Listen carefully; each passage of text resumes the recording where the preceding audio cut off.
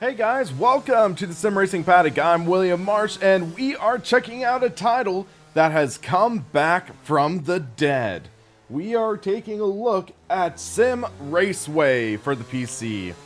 So, for those of you who do not know, SimRaceway marks an interesting, controversial period in sim racing history.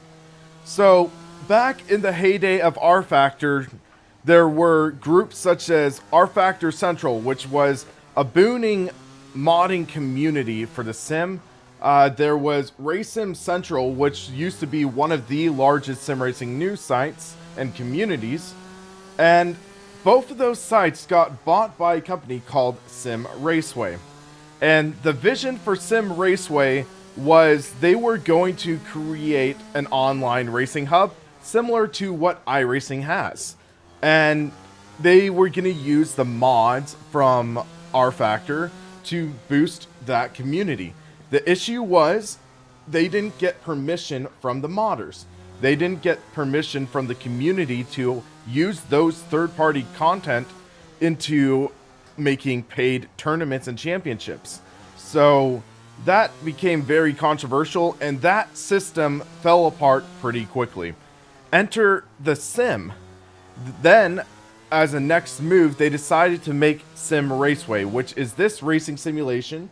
I believe they'd started it around 08, 09 or so, and then the main hustle bustle of it went until about 2012, 2013. Then it sort of limped around, and then it died last year.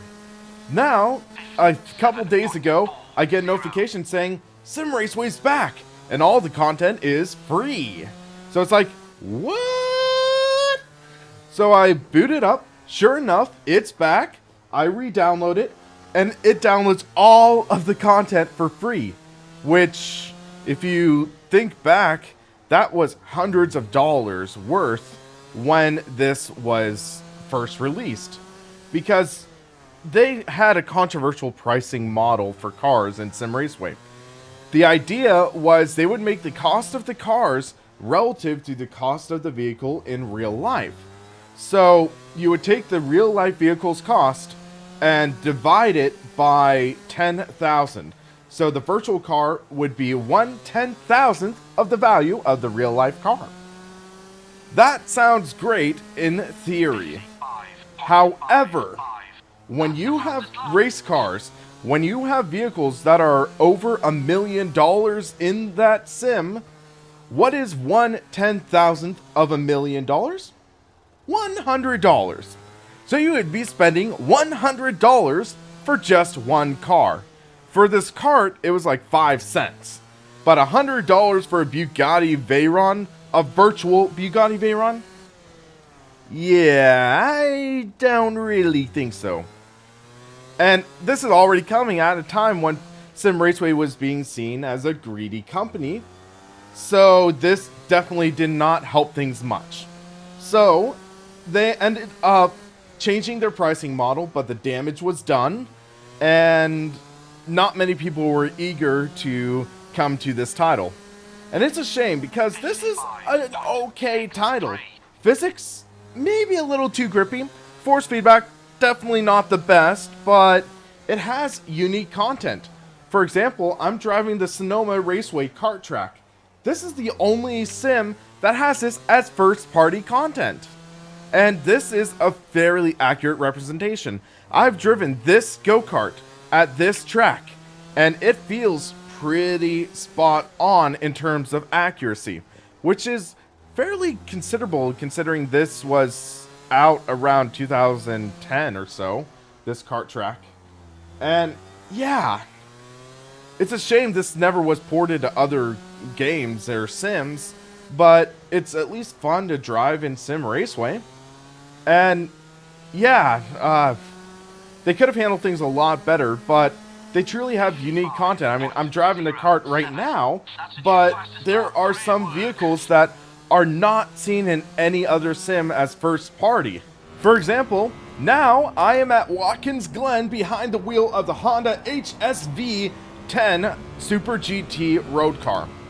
This is the only title I think that actually has this car as first-party content. I know that Studio 397 / Image Space Incorporated, they were in talks to get this car into R Factor 2.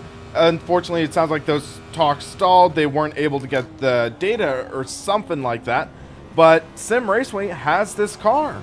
Sure, it doesn't have that visceral growl that the real car has, but it sounds okay. Physics are alright. You can't push too hard or else you are going to spin. But I mentioned force feedback is not the best in this, and I want to go a little more in depth into that.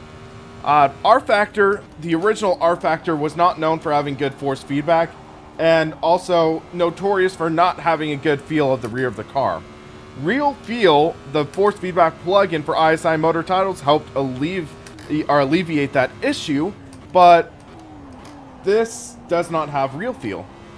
This force feedback is, I think, the weakest part of this title, and that's even saying that considering the graphics are very dated in this. But yeah, the force feedback, it feels like there's a very, very stiff centering spring that I just can't tune out with settings. I have turned down the damper. That helps with the force feedback. That does help. But the dampener, it really, or not dampener, but, oh, that exterior grunt though. But yeah, so the centering spring really does take away from the feel. And I think if I was able to get that out, it would be a lot better. But all in all, this feels good. It feels like a decent late 2000 sim. And best of all, it's free. It feels like a solid free-to-play title now. And I don't know if they are ever going to change it, charge again for content. But right now, I have all the content for free, which is awesome. There is so much content available. And yeah, there's asphalt cars, there's oval cars, there's even sprint car racing. I mean, I'm not going to linger too much on this because I suck at the sprint cars in this game. But yeah, there's sprint car racing. There's a little something for everyone. Alright, there's even the classic Formula 1 cars, which I will show right now. I am now behind the wheel of the McLaren MP4-4. This was the car, I believe it was Senna drove to his championship. This used to be the most expensive car in SimRaceway. But now you get to drive it for free. So, yeah, haha. But man, this is such a fun car. Challenging too. I mean, I mentioned force feedback still isn't great, but the physics are okay. Maybe a little too much grip, but if you do push too hard, you are gonna spin. And yeah, Donington Park. This feels like a decent representation of Donington as well. Decent job. Feels authentic. My instincts are kicking in. So yeah, I think this might be a great free-to-play racing title now. So I'm going to have a link below in the description, and you can go check it out.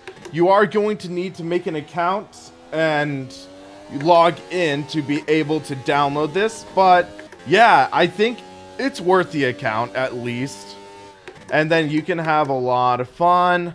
Test out the over 100 cars there are right now as I go wide. Whoops.